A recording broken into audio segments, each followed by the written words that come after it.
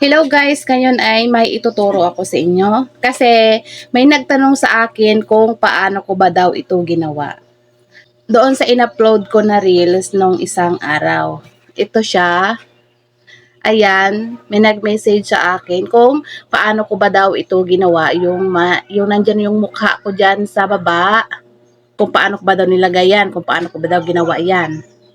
Yung video na ito, yung nagsasalita ako dyan. Kaya panoorin nyo guys kung paano. Ayan guys, ang ginamit ko dito pag edit ay yung application na CapCut. So kung wala pa kayo ng CapCut, ay i-download nyo lang sa Play Store. Meron yan. Ayan. Open natin yung ating application na CapCut. Ito siya. Ayan. Tapos pag nandito na tayo, click lamang natin itong new project. Ito. Click natin yan. Ayan, mapupunta tayo dito sa ating mga videos. Tapos, kailangan natin ng dalawang video. Ito yung isa. Ayan, tapos ito. Bali, dalawang clip yan. Tapos, click natin yung add.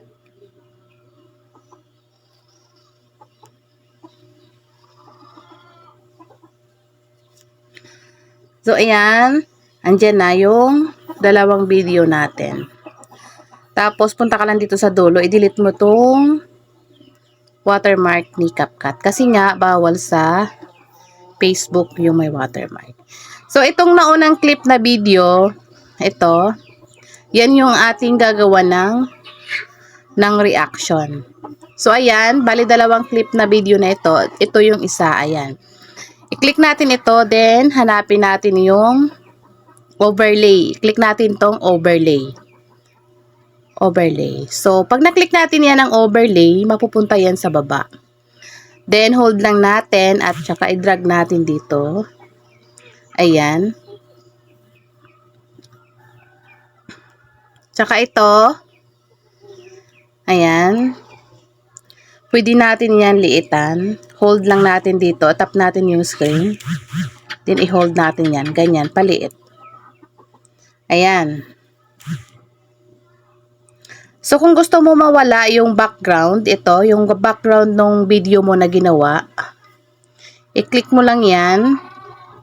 Then, hanapin mo dito yung ito, cut out. Ayan, pindutin natin yan. Then, pindutin natin yung remove background.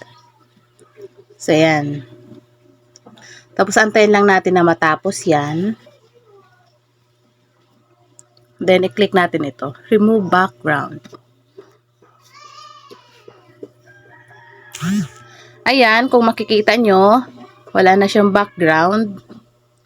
Yung mukha nyo na lang. Siyempre kasama ang katawan. Sure. Ayan.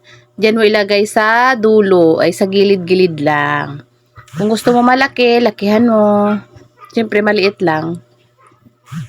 Ayan. Diyan lang siya sa baba. Or, ikaw kung dito sa taas. O kung saan mo gusto ilagay. So, ako dito lang sa baba. Yan. Ayan. Maikli lang naman yung video na kailangan natin. Kung reels lang naman, pwede natin i-cut yan. I-click lang natin ito. Ayan. Mga 5 seconds lang. I-cut na natin yung sobra. Ayan. Click natin yan. Then, click split. Ayan. Then, pindutin itong nasa dulo at delete. Ayan. Kung gusto mong wala itong background music, i-mute mo lang. Tapos itong sa baba, pwede mo rin lakihan yung volume. Ayan. Ayan, gawa ka muna ng isang video about doon sa video na gagawan mo ng. Ayan, syempre, itong isa, putulin din natin yan. Ikaw na bahala. Ayan. Ayan, gawa ka muna ng isang video about doon sa video na gagawan. O, diba? Yung ganyan lang. Ayan na. Pagkatapos niyan, kung okay na sa inyo yan, Click nyo itong arrow doon sa taas para ma-save yan. Click natin yan. Pag natapos yan, automatic na pupunta yan sa inyong gallery. At pwede nyo nang i-upload sa inyong Reels. Tapos click done. So, ganun lang guys, kadali, di ba? Ang dali lang. Ayan, kung nagustuhan mo ang video na ito, huwag mong kalimutan mag-like, mag-comment at mag-share. Thank you for watching!